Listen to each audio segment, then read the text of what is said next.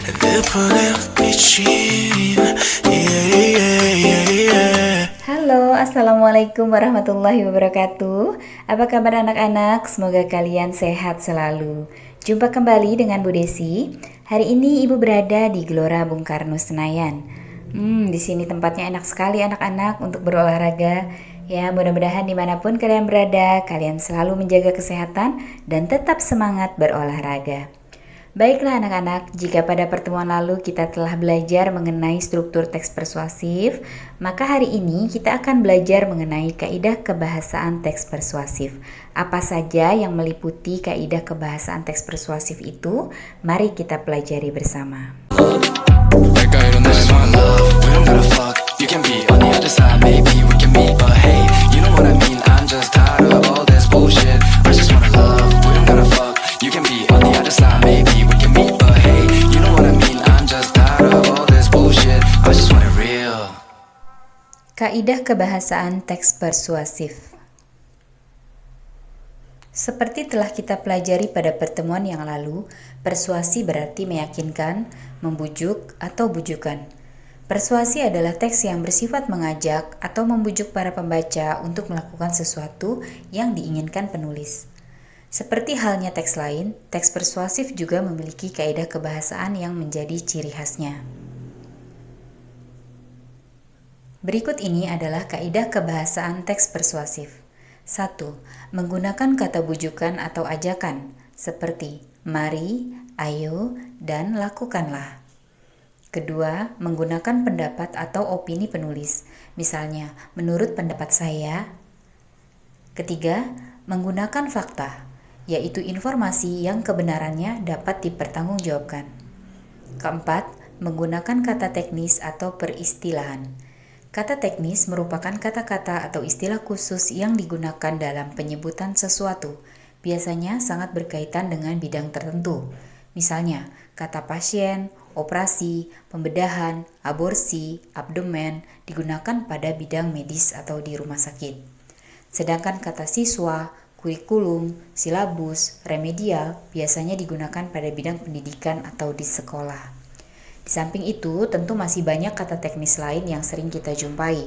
Contohnya pada bidang politik seperti rekonsiliasi, koalisi, reklamasi, dan lain sebagainya. Berikutnya, menggunakan konjungsi kausalitas. Konjungsi kausalitas adalah kata hubung yang menunjukkan sebab akibat.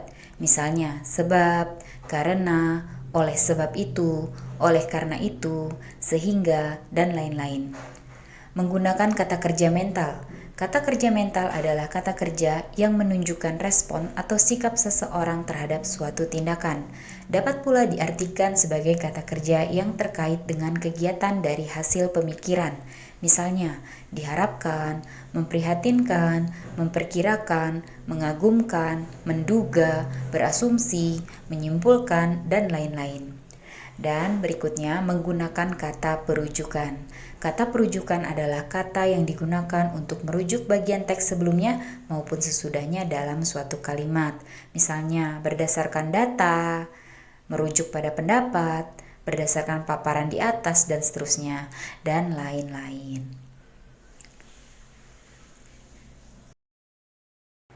Demikian tadi merupakan kaidah kebahasaan teks persuasif.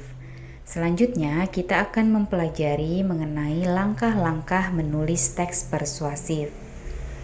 Untuk menulis teks persuasif, terlebih dahulu kita harus menentukan temanya, yakni berupa bujukan utama yang hendak disampaikan kepada pembaca atau pendengar.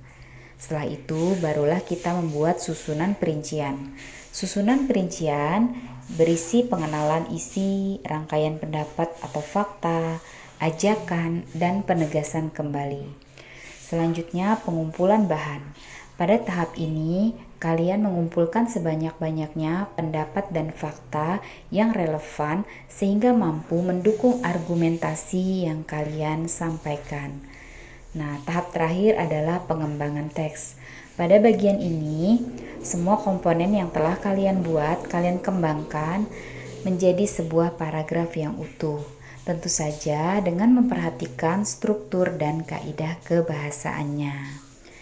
Nah, bagaimana? Cukup mudah bukan untuk dipahami? Untuk bisa lebih menguasai materi ini, kalian harus langsung praktik membuatnya. Sehingga dengan demikian kalian bisa terlatih untuk membuat sebuah teks persuasif yang baik.